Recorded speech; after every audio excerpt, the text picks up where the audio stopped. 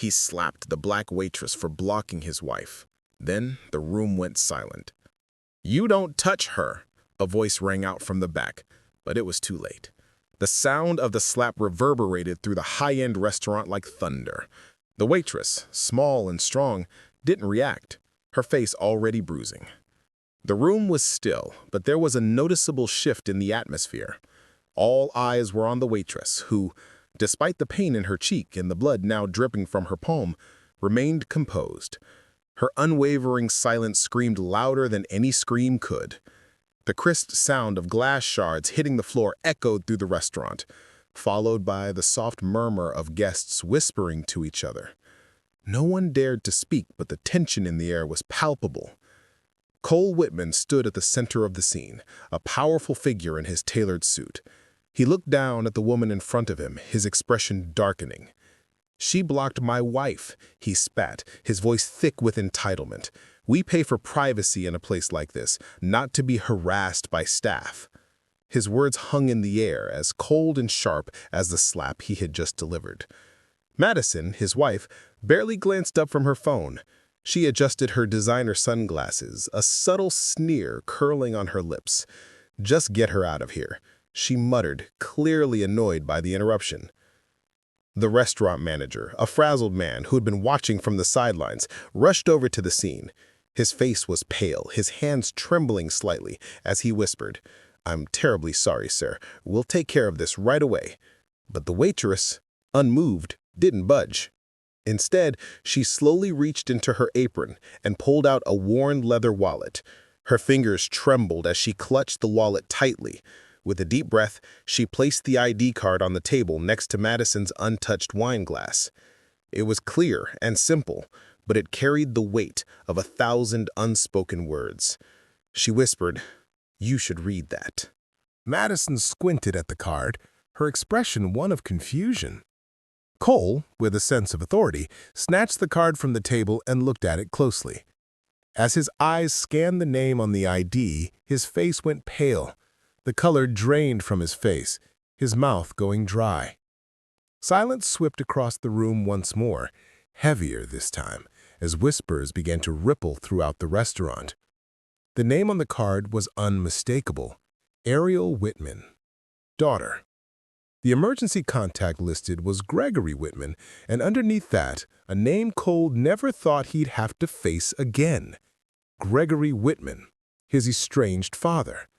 The man he had erased from his life, buried in the past where the family never spoke of him. Madison's face contorted in disbelief. "Wait, why does she have your father's last name?"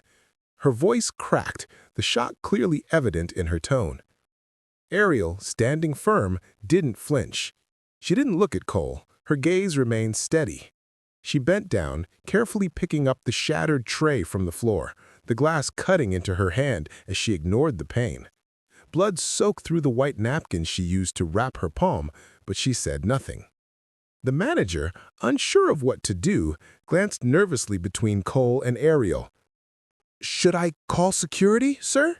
he asked in a voice that barely carried. "No," Cole barked, his voice tight. He folded the ID card in his hand, clenching it into a fist as if trying to hold on to his fading composure. But his mind raced, trying to process the information. Before the moment could stretch any further, Cole turned to Ariel, his voice almost a whisper. "Where did you get this? Who gave you this name?" Ariel stood tall, her voice unwavering, as she answered, "You did." He took a step back, as if the words had slapped him harder than the physical blow he had just delivered. "What are you talking about?" he stammered, trying to keep control of his emotions. The manager, still confused, looked between the two, but Ariel spoke again, her words cutting through the air. "You don't remember, but I do." A long silence hung between them, thick with anticipation. Then Ariel took a deep breath and, with steady resolve, added 5 words that would forever change the course of the evening. "I'm Gregory's granddaughter, your niece." The shock that rippled through the room was palpable. Guests at nearby tables gasped, and even the pianist paused, his hands hovering above the keys. A woman in the corner dabbed her eyes with a napkin, visibly moved by the revelation. Madison stood up sharply, her voice trembling. "This is insane," she muttered, her composure beginning to crack. But Ariel wasn't done. She reached into her apron again, this time pulling out a faded photograph that Cole hadn't seen in 2 decades. He took it with trembling hands, and his heart skipped a beat when he saw the man in the photo. It was Gregory Whitman, his estranged uncle, standing proudly beside a young girl on the steps of a rusted apartment building. The girl's face was unmistakable. It was Ariel. The weight of the photograph in Cole's hands seemed to crush him, as memories he'd buried deep in his mind flooded to the surface. His voice trembled as he asked, "Where was this taken?" "Southside Chicago. He raised me after your family forgot he existed." Cole shook his head in disbelief. "That's not possible." Madison hissed, her voice sharp with contempt. "Gregory didn't have any legitimate children. He was disowned, remember?" Ariel's eyes burned with an intensity that matched her words. "That's exactly what your family told the world. Disowned because he married a black woman. Erased because your father couldn't stomach his own brother's love." The room fell into complete silence. The guests who had been whispering before were now frozen, their eyes glued to the unfolding drama. Phones were now out, recording every moment. Someone whispered, "Is this some kind of exposé?" The manager looked uncertain. "Should I shut the restaurant?" "No one's leaving," Ariel said calmly, turning to the nearest guest. "Not until I finish my shift."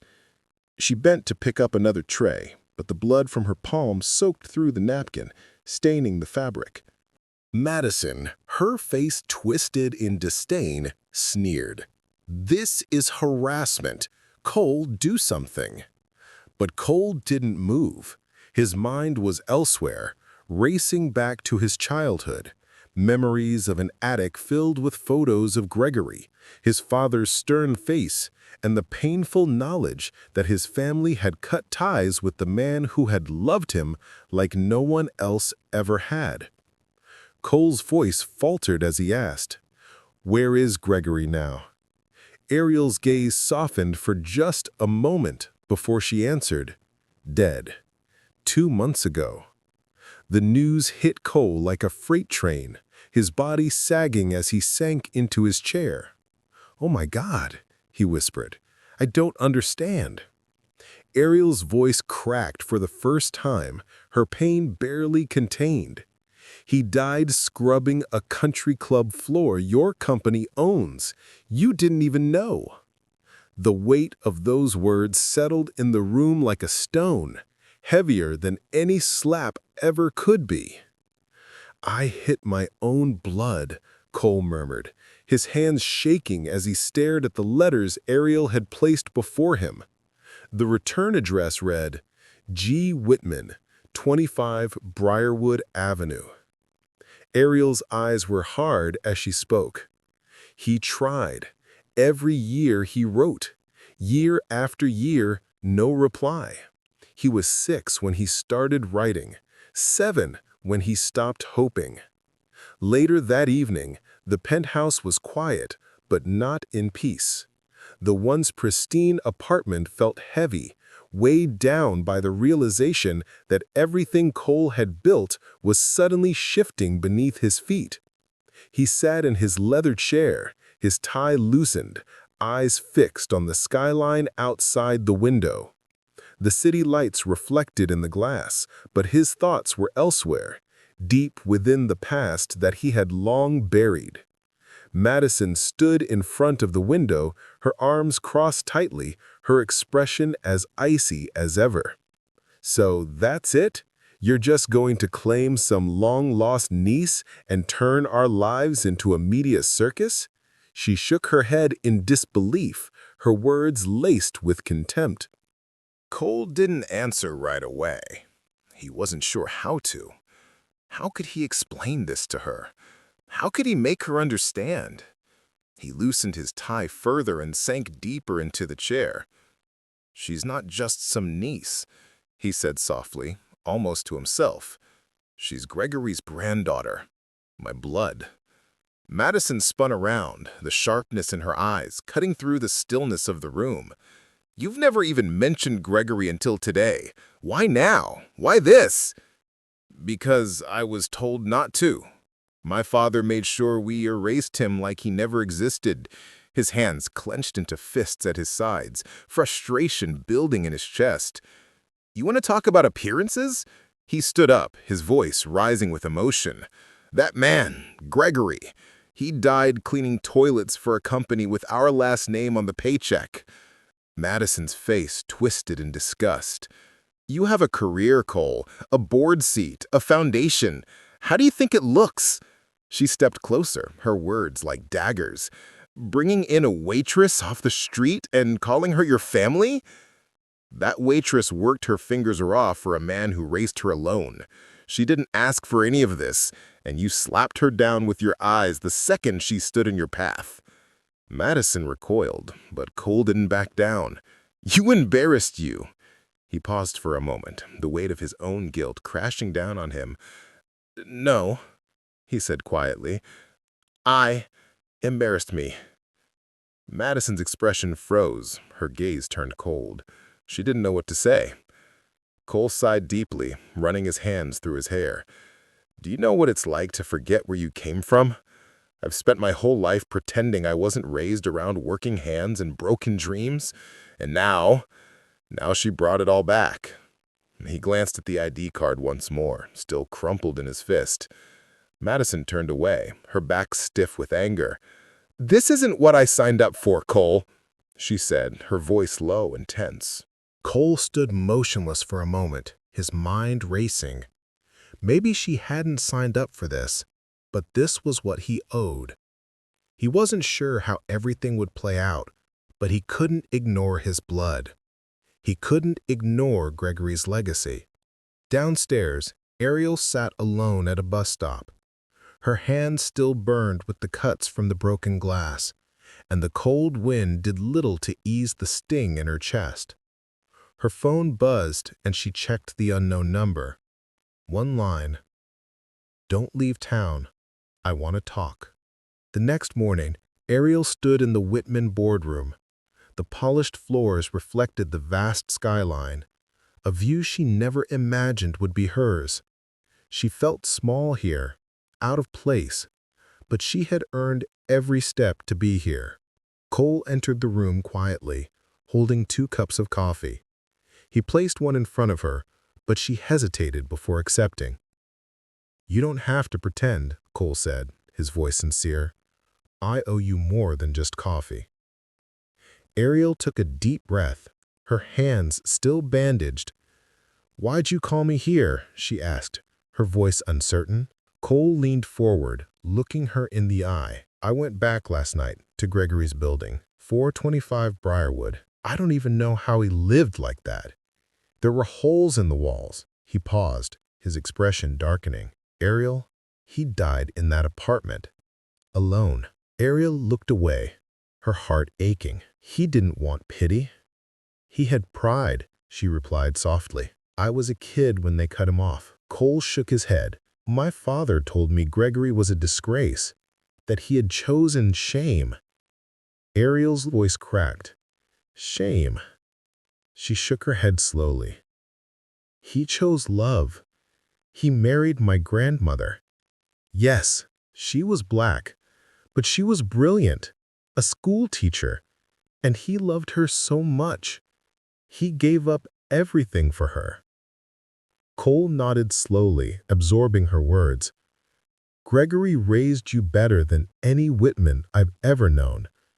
He looked at Ariel with a new understanding. "He raised me to remember who I am, where I come from." "I didn't come to ruin you, Cole," Ariel said. "I came because I had nowhere else to go." "You worked here after all that?" Cole asked quietly. "I didn't want charity," Ariel responded. "I just needed work." Cole reached into his briefcase and slid a file across the table. "What's this?" Ariel opened it, her eyes widening when she saw the contract. "A full-time position in our foundation, Director of Community Impact. Salary, benefits, medical." "You're serious?" she asked, her voice soft with disbelief. Cole nodded.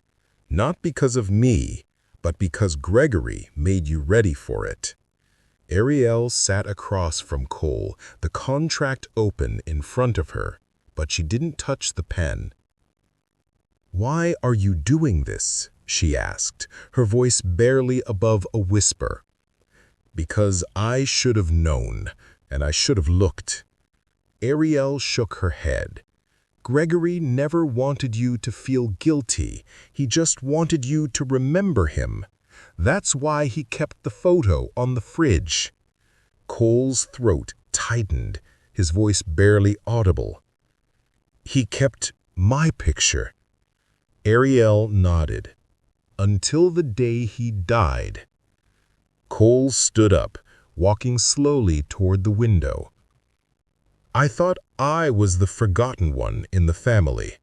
Turns out I was the one who forgot." Ariel smiled faintly, but her eyes were tired. "That's what the world does. It teaches people like you to climb, and people like me to hold the ladder." A long silence followed, heavy with the weight of their conversation. Then Cole spoke again, his voice determined. "I want to help change that." Before Ariel could respond, the door to the boardroom flew open and Madison stormed in. Her sunglasses shielded her eyes, but the fury in her step was undeniable. "So this is the new plan, rewriting your family tree at the top floor of a skyscraper." Ariel stood tall, unshaken. "You don't have to accept me.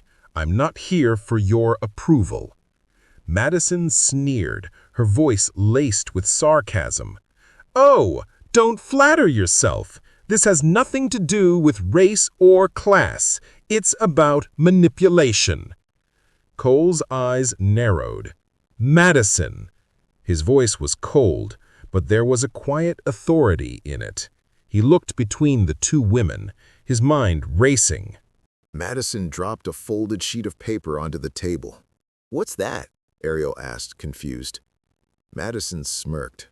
"A copy of your original application. You didn't list Gregory as your emergency contact until after he died. That ID you showed was issued last month." Ariel's face froze, and the room went still. Cole's voice was low as he asked, "Is that true?" Ariel swallowed hard. Her voice was shaky as she answered, "I didn't just come here for work. I came for the will." Madison folded her arms, clearly triumphant. "The will? What will?"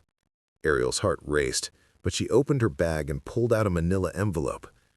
2 days after the funeral, a man knocked on my door. He said he was Gregory's lawyer. He said Gregory had left a letter, a final request. She opened the envelope with shaking hands and pulled out a handwritten will. "I didn't understand it at first," Ariel said softly, "but when I read it, I realized he'd been planning this long before he died." Cole took the paper from her. His breath caught as he read the first line. "To my granddaughter, Ariel." The rest of the will revealed the bombshell. Gregory had quietly acquired 11% equity in a Whitman subsidiary, and now Ariel inherited it all. Madison was livid. "You mean to tell me she's a shareholder?" Cole asked, stunned. Ariel nodded. "At 11%, I have voting power." Cole looked at her, the weight of everything settling in. "Do you remember now?" Ariel asked softly. "I do," Cole whispered. Cole extended his hand toward Ariel, and this time she took it. "I'm sorry for what I did and what I didn't do," he said. Ariel shook her head. "I'm not asking for an apology, just a seat at the table he built with blood, sweat, and silence." "You have it," Cole said. You always did. The Whitman Foundation would soon add a new name to the executive team, not because of pity, but because of power earned, deserved. Later, as Ariel walked alone past the old stone building Gregory used to clean, she stopped and touched the rusted gate. "You did it, Grandpa," she whispered, a tear slipping down her cheek. "You brought us back." And as the city lights came on, so did the truth. Gregory wasn't just a janitor. He was the foundation. And now, so was she.